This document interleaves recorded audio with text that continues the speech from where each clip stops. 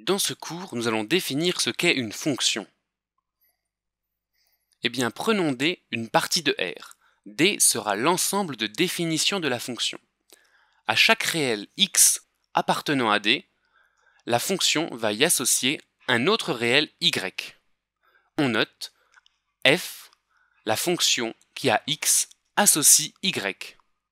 Parfois, y sera exprimé en fonction de x, parfois non. Voyons un exemple.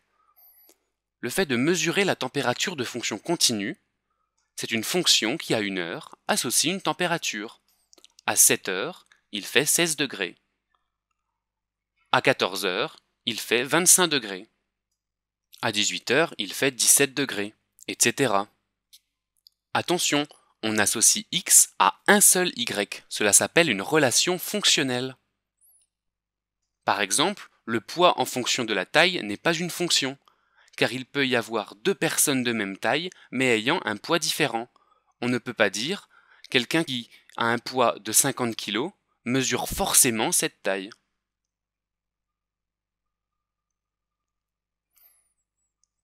Lorsque l'on définit une fonction f, alors f de x est l'image de x par f.